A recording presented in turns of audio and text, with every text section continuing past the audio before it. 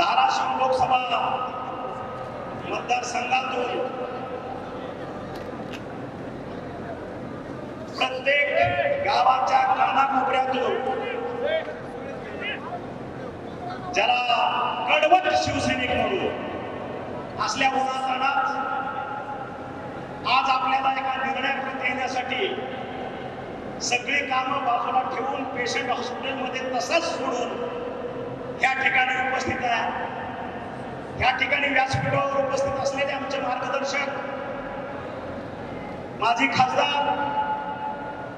Ravindra Gaikwad sir, आमचे आमदार साहेब ज्ञानराज चौगुले साहेब, त्याच्यानंतर धाराशिव जिल्ह्यातील शिवसेनेचे तमाम पदाधिकारी, वैयक्तिक नावं घेत नाही कोणाचे, आमचे जिल्हा प्रमुख, समन्वयक, उपतालुका प्रमुख, तालुका प्रमुख, संघटक, आमची महिला आघाडी, जिल्हा प्रमुख, त्यांच्या सर्व तालुका प्रमुख, त्यांच्या वेगवेगळ्या आघाड्या, आणि या सगळ्यापेक्षा आपल्या सगळ्या पदाधिकाऱ्यांना गावागावात खेड्याखेड्यात बळ देणारा, ताकद देणारा हा समोर बसलेला माझा कडवट शिवसैनिक, यांना माझा मानाचा मुलगा. खरं तर 26 जानेवारी 2024 पासून आपले जिल्हा प्रमुख आणि धनंजय सावंत यांनी आपल्या निवडणूक कार्यालयाचं उद्घाटन आपण सविधे भारतात पहिल्यांदा कार्यालय होईल. जर कुठं सुरू झाला असेल ह्या निवडणुकीचं 2024 लोकसभेचं, तर ते धाराशिव मध्ये सुरू झालं. त्याचं नारळ आपण ठेवलं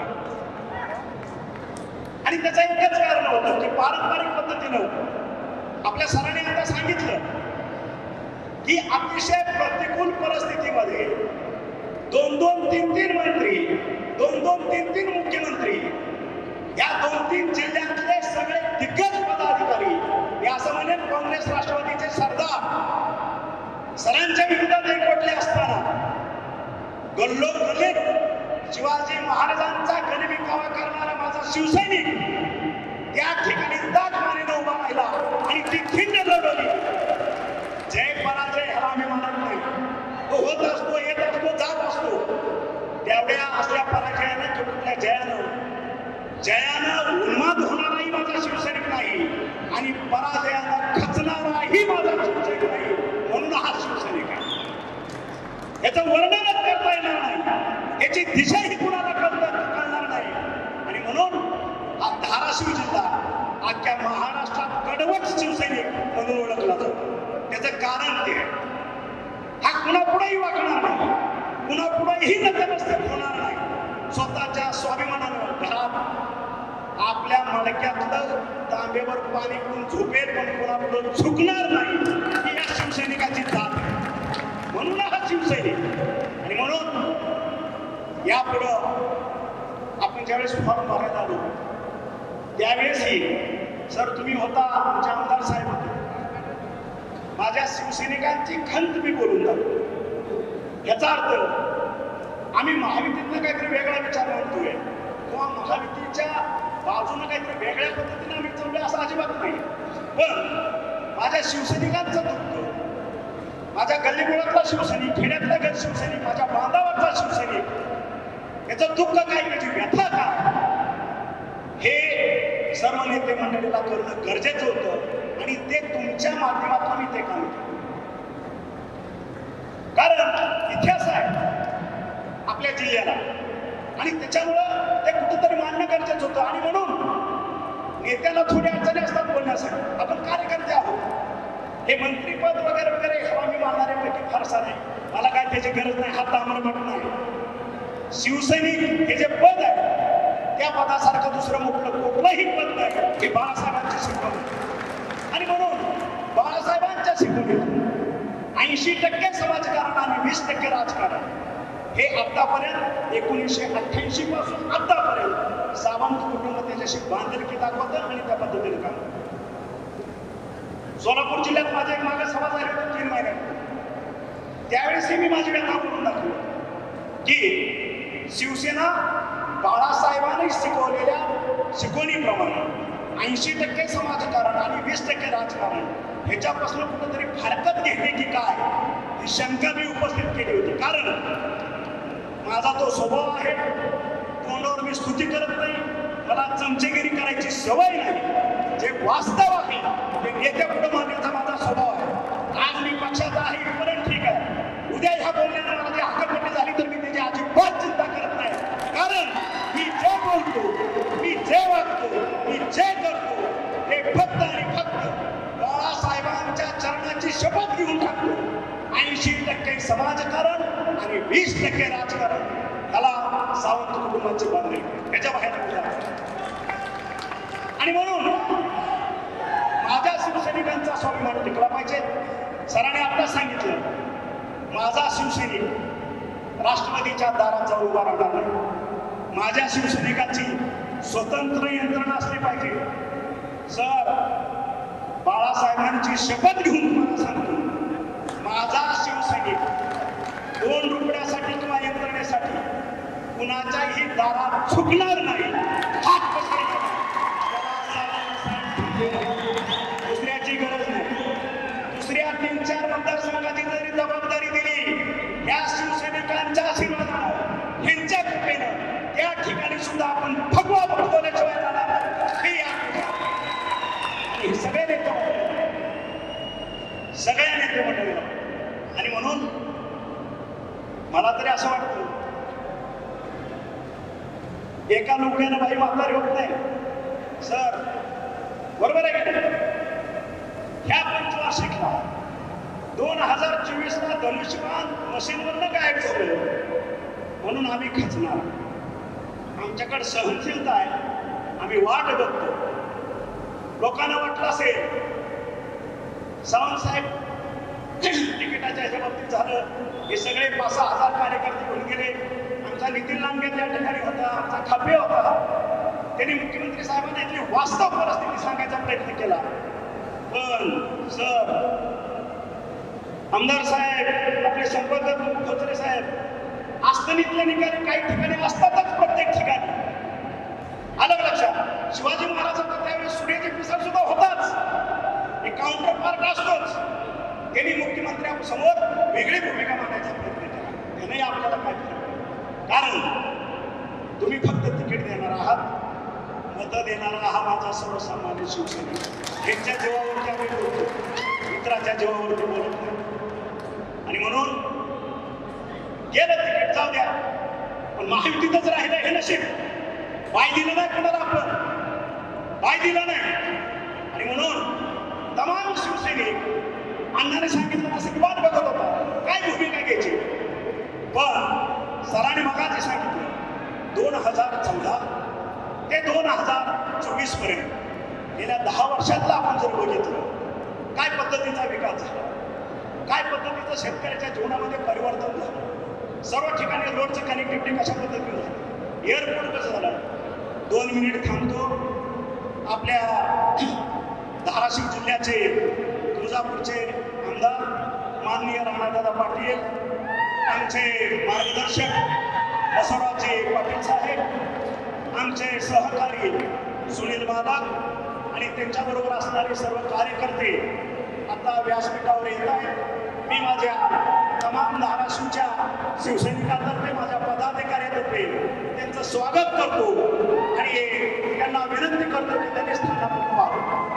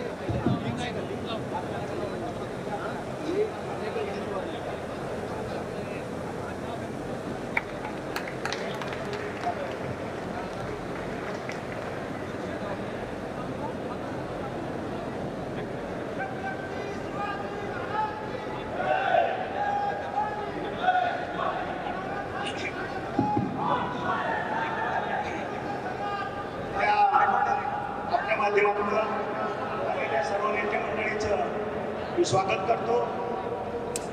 जसं कीर्तन सांगताना ओवीचं आपण एक निरूपण करतो, असं थोडं ब्रेक होतं, पण माझं ब्रेक होणार नाही, कारण मी संप्रदाय म्हणतात परत त्या ओवीला जोडून माझी चिकाटी मी चालूच ठेवणार. आणि म्हणून जे आतापर्यंत आपण बघितलं भोगलं आणि त्याही फॉर्म भरायच्या वेळेस सर्व नेते मंडळींना मी अवगत केलं. ते कुणाला धमकी नव्हती किंवा काहीतरी आमची खतखत आहे असंही नव्हतं.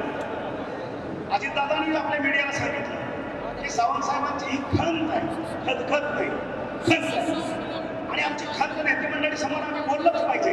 पण जोपर्यंत बोलत नाही तोपर्यंत नेते मंडळीला समजणार कसं की नेमकं शिवसेनेचं या ठिकाणचं दुखणं काय, आणि तो दाखवण्याचा एक आपण प्रयत्न केला. आणि त्यानंतर मी आपले आमदार राणासाहेब, राष्ट्रवादीचे नेते उपमुख्यमंत्री अजितदादा यांनाही त्याच दिवशी स्टेजवरतीच कल्पना करते की माझा शिवसैनिक हा कडवट आहे, त्याच्या भावना दुखवलेल्या गेल्या आहेत. जोपर्यंत तुमच्या वरिष्ठ तीन नेते दादा आणि मी आपली बैठक होत नाही तोपर्यंत माझा शिवसैनिक प्रचारात उतरणार नाही, हे स्पष्ट. आणि मग मागच्या रविवारी तुम्हाला वाटलं असेल की सर फॉर्ममधले निघून गेले. आता हे वैयक्तिक कारण आहे, तुम्ही माझ्या कुटुंबातले आहात, तुम्ही माझा श्वास आहात, तुमच्याशी शेअर करायला काय हरकत नाही. ज्या दिवशी मी शनिवारी या फॉर्ममधला शुक्रवारी आलो त्या दिवशी मला त्रास होत होता किडनीचा. मी थांबलो. मल्हार दादांचे पुत्र माझ्याकडे आले, त्यांना सांगितले की उद्या माझं ऑपरेशन आहे. आज मी फॉर्म भरायचा म्हणून आलो, पण उद्या मला ॲडमिट होऊन मला ऑपरेशन करावं लागेल. मी तात्काळ गेलो. दुसऱ्या दिवशी जहांगीरला ॲडमिट होऊन माझं छोटंसं ऑपरेशन मी त्या ठिकाणी केलं. पुन्हा वरिष्ठ नेत्यांचे फोन आले की आपल्याला रविवारी भेटावं लागेल, निर्णय घ्यावा लागेल. आणि तशाही परिस्थितीमध्ये संध्याकाळी 8 वाजता मी आपल्या पुण्यावरून नागपूरला निघालो. दादाला जॉईन केलं संभाजीनगरला. तिथून आम्ही नागपूरला 11 वाजता पोहोचलो. अजितदादा, मी आणि आपले राणा पाटील साहेब यांची त्या ठिकाणी तास 1.5 तास मिटिंग झाली. त्यानंतर उपमुख्यमंत्री देवेंद्रजी फडणवीस साहेब हे वर्ध्याला होते. आम्ही रात्री 2-2:30 वाजता वर्ध्याला पोहोचलो. त्या ठिकाणी 3:30-4 पर्यंत राणादादा, मी आणि उपमुख्यमंत्री साहेब देवेंद्र फडणवीस यांची मिटिंग झाली. आणि त्या मिटिंगमध्ये माझी जी व्यथा आहे, माझ्या शिवसैनिकांचं जे दुखणं आहे ते दादांना माहीत आहे. मी त्या ठिकाणी परखड मांडलेलं आहे. एवढंच मी आता मला शिकतो, एवढंच सांगतो. कारण माझ्या शिवसैनिकांचं जे दुखणं आहे, मला पहिलं त्या तिकिटाच्या वेळेस तोही किस्सा तुम्हाला सांगणं गरजेचं आहे की दादाने ऑफर केलं की धनंजयला आपण राष्ट्रवादीचं तिकीट देऊ. तुम्ही त्यांना पटकन घेऊन आपण लगेच तिकीटात प्रवेश करू आणि ते देऊ. म्हणलं दादा, मी जर विधान परिषदेवरनं कुठून आलो असतो किंवा मला डेप्युट केलं असतं त्यावेळेस मी माझा एकट्याचा निर्णय मी स्वतः घेतला असता. ठीक आहे, घेतला, चला निघालो. पण आज अख्खा धाराशिव जिल्ह्यातले 20 लाख माझा शिवसैनिक माझ्यावर मुलाप्रमाणे प्रेम करतो. मी एकटा ह्या निर्णयाला घेऊ शकत नाही. माझ्या शिवसैनिकांना विचारल्याशिवाय मी तो निर्णय घेऊ शकत नाही. मला तुम्ही 4 दिवस वेळ द्या. मी माझ्या सगळे जिल्हा प्रमुख, माझे पदाधिकारी, माझे शिवसैनिक यांना मी विचारतो, त्यांचा निर्णय हा अंतिम निर्णय असेल, हे स्पष्ट सांगितलं. आणि ते सांगितल्यानंतर दादा म्हणले माझ्याकडे वेळ नाही, मला हे. मी म्हणलं दादा, तुम्हाला घाई असेल, मला आपलं तिकीट नको आहे, तुम्हाला ज्याला द्यायचं आहे त्याला देऊन टाका. कारण मी माझ्या फॅमिलीला, माझं कुटुंब, माझे शिवसैनिक यांना विचारल्याशिवाय मी एक पाऊलही पुढे टाकू शकतो. आणि ते झाल्यानंतर दादाने सांगितलं की ठीक आहे, आपण काहीतरी मार्ग काढून. त्यांनी आपल्या अर्चनाताई पाटील यांना ते तिकीट घोषित केलं. आणि मी भाई, आपले सगळे पदाधिकारी आज जे बसलेले आहेत यांच्या साक्षीनं सांगतो, यांनी मला स्पष्ट सांगितलं, साहेब, आपल्याला घड्याळाच्या तिकिटावरती वैयक्तिक आपल्या घरातला माणूस नको आहे. आणि त्यांचा तो आदेश, माझ्या शिवसैनिकाचा आदेश मी तो पाळला आणि दादांना विनम्रपणे सांगितलं, दादा आपण तिकीट कोणालाही द्या, त्या ठिकाणी माझी अख्खी कडवट शिवसैनिकांची टीम घेऊन आपण हा विजय साजरा करू, तिथं कुठेही अडचण येऊ नये. आणि त्याच्यानंतर दादानी अर्चाताईंना बोलून घेतलं, त्यांचा पक्षप्रवेश झाला. त्यावेळेस आपले आमदार साहेब आपल्या पक्षाच्या वतीनं ज्ञानराज चौगले साहेब त्या ठिकाणी होते, ते झालं. आणि त्याच्यानंतर आज हा प्रवास आपला सुरू झाला. आणि ह्या मधल्या कालखंडात जोपर्यंत आपला मेळावा होत नाही, आपली प्रचाराची दिशा ठरत, तोपर्यंत काळूबळूनी वेगळा प्रचार सुरू केला. काय सुरू केला? आता साहेब नाराज झाले, आता त्यांच्या बरोबर आहे, आता तुम्ही बघा आम्ही काय करतो. अरे बाबा, आता परत मला बोलायला भाग पाडताय तुम्ही सगळे. असलं खोटं करून, खोटं नाटक करून पहिलं रवी सरांचं तिकीट कट झालं की तुमच्या डोळ्यात पाणी आणल्यानं, तुमच्या हराड्यानं. ठीक आहे, त्याला कारणीभूत 60% मी असं, 40% उद्धव ठाकरे होते, ही वस्तुस्थिती आहे, बरोबर आहे. कालच्या वेळेस सुद्धा तुम्ही भाऊंना विचारा, मुख्यमंत्री साहेबांना, सेनेला तिकीट द्यायचं असेल, सावंताच्या घरात असेल, मान्य आहे, कुणालाही द्या, धनुष्यबाणाला द्या, सरांना द्या, कुणालाही द्या, साधा शिवसैनिक द्या, निवडून आणण्याची जबाबदारी तानाची सांगितली, कुणालाही झालं. तोही विषय मागा बघा. आणि मग त्या काळूबाळूला, राक्षसी वृत्तीला, ज्याला फक्त नरकाश्रू ढाळण्याचीच सवय, आलं का लक्षात? मग त्याने काळीबाज सुरूपणा केला. ह्या शाखा प्रमुखाला फोन कर, त्या तालुका प्रमुखाला फोन कर आणि सांगायचं की नाही साहेब आमच्या बाजूलाच आहे, साहेब आता बघा आपण सगळे तुम्हाला आदेश येईल, आपल्या बाजूलाच काम करायचं आहे. आणि म्हणून आज माझ्या तमाम शिवसैनिकांच्या माध्यमातून मी विचारू शकतो, हे माझ्यापेक्षा मार्गदर्शक सिनियर मंडळी आज व्यासपीठावर आहे. आमदाराचं काम काय, खासदाराचं काम काय, ग्रामपंचायतीच्या सरपंचाचं काम काय, तालुका पंचायतचा सभापती त्याचं काम काय, जिल्हा परिषदचा अध्यक्ष, उपाध्यक्ष, सभापती यांचं काम काय, हे घटनेत तरतूद केलेलं आहे. कोणी काय करायचं, या ठिकाणी खासदार देशाच्या मुख्य खासदारातून तो प्रवेश करतो. संपूर्ण देशाच्या प्रश्नावरती बोलायचा त्याला अधिकार प्राप्त होतो. मला वाटतं केंद्रामध्ये सगळ्यात छोटी योजना बघितलं तर 100 कोटीच्या खाली कुठलीही नसते. 100 कोटी त्याला वरचा लिमिटच नाही. 5,000 कोटी, 10,000 कोटी, 50,000 कोटी, 1,00,000 कोटी त्याला लिमिट नाही. हे आमदाराची कामं ठरलेले आहेत.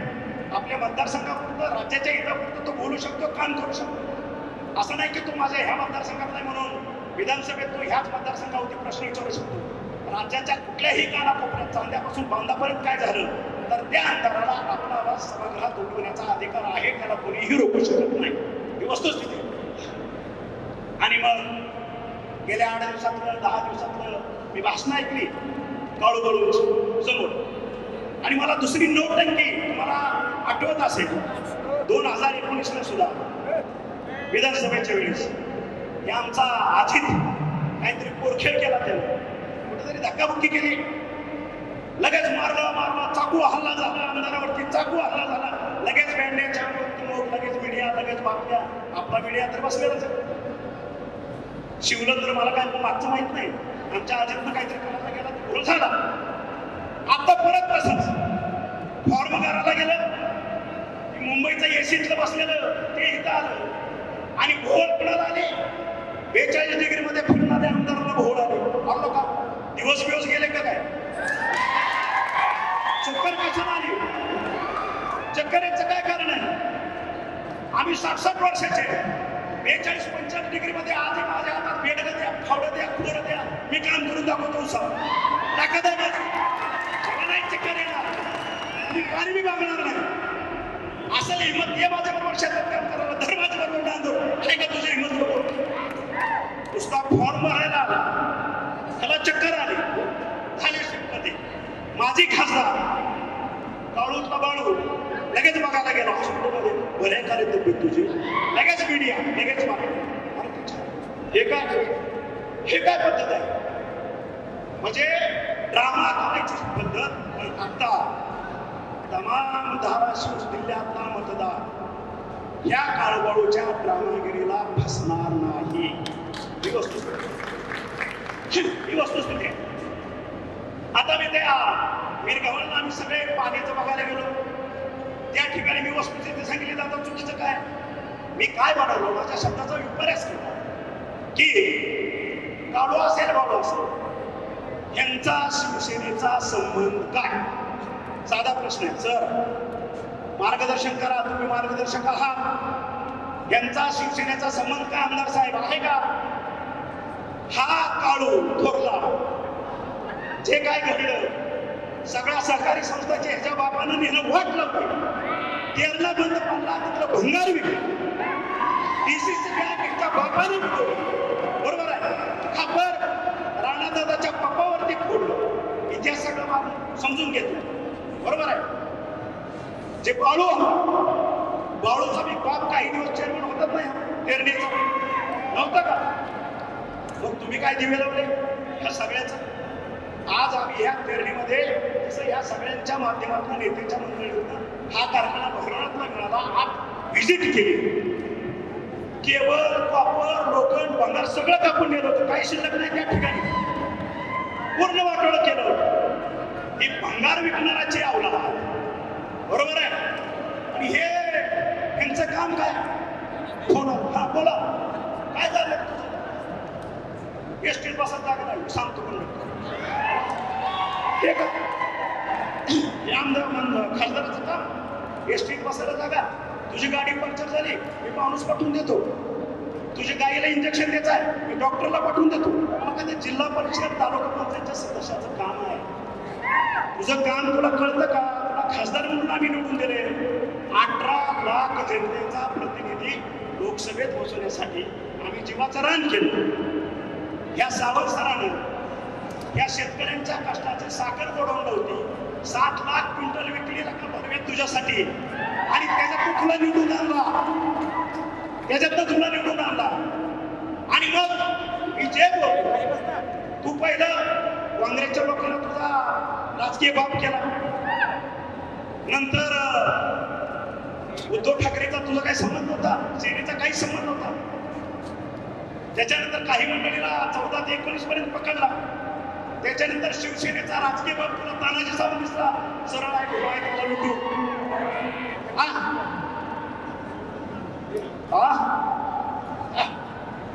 आता सरांचा मार्गदर्शकांचे ते म्हणतात शिवसेनेत त्या काळून मला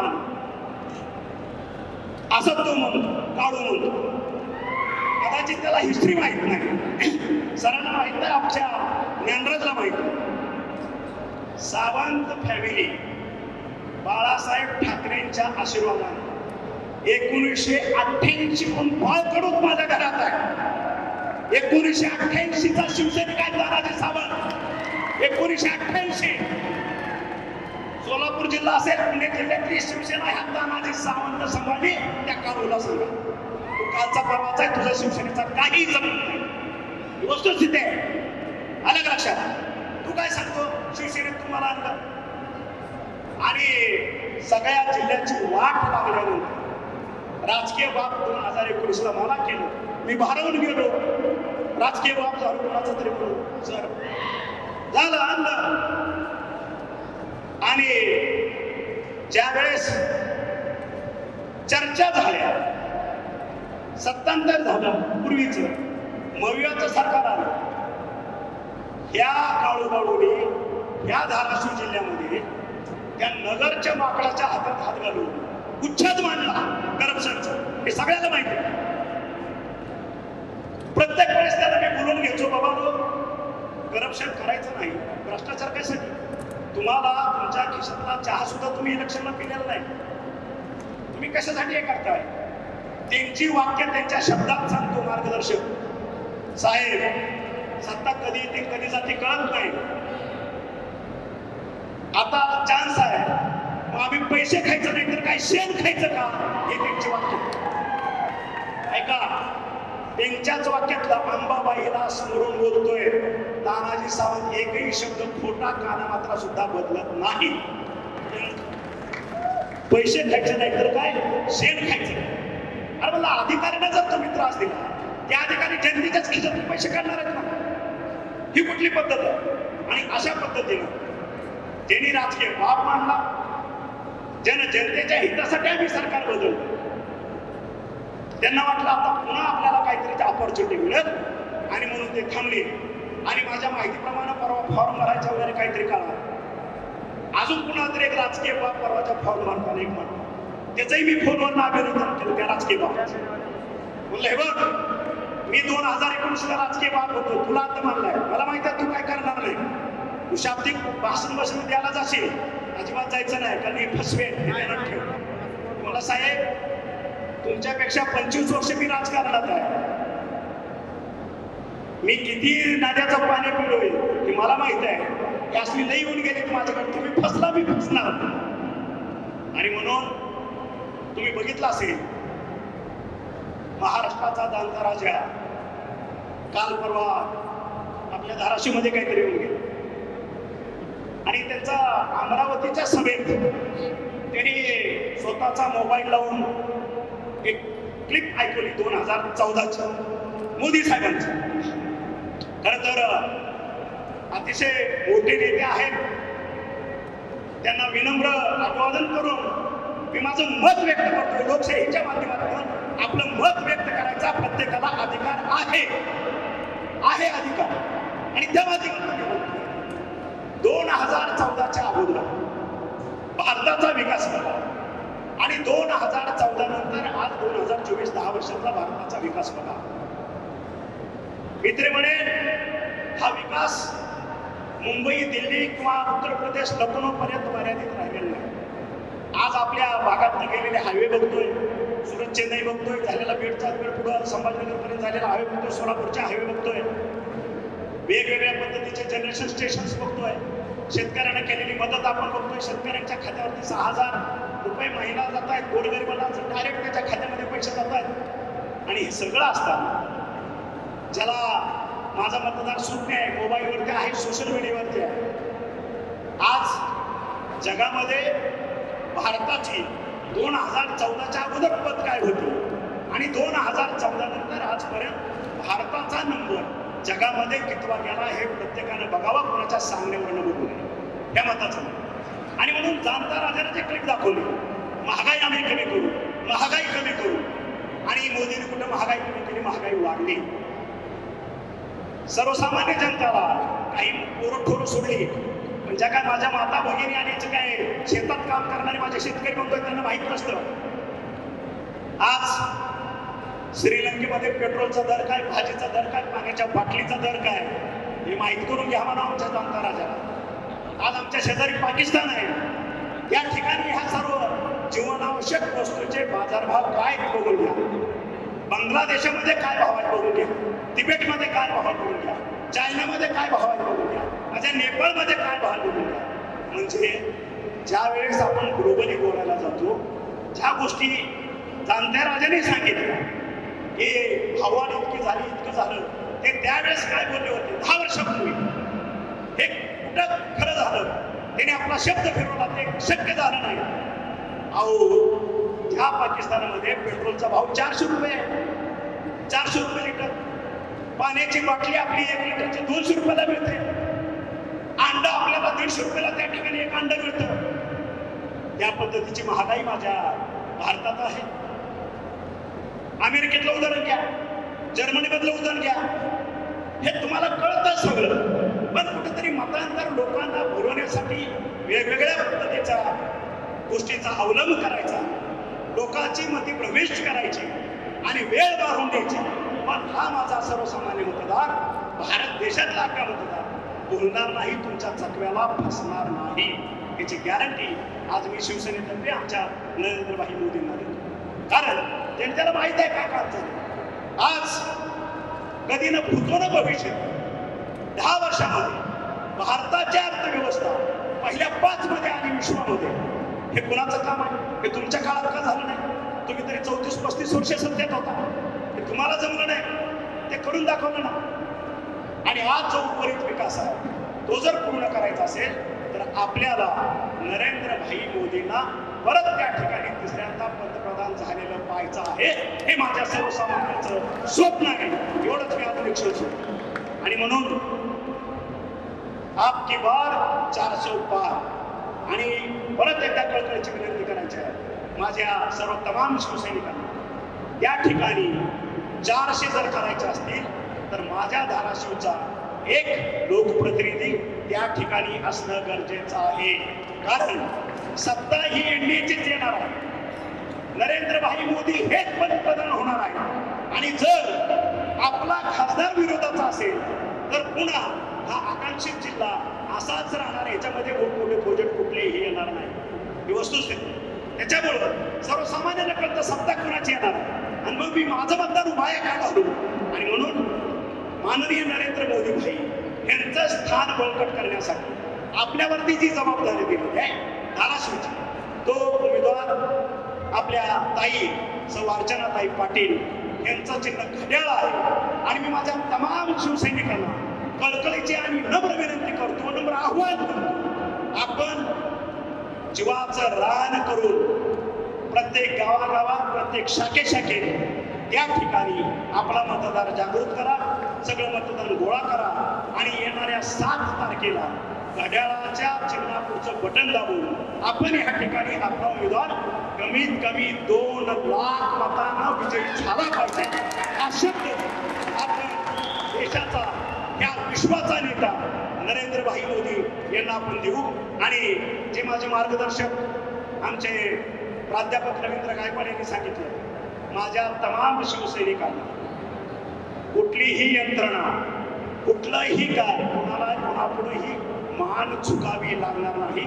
त्यासाठी तानाजी सावंत सक्षम आहे.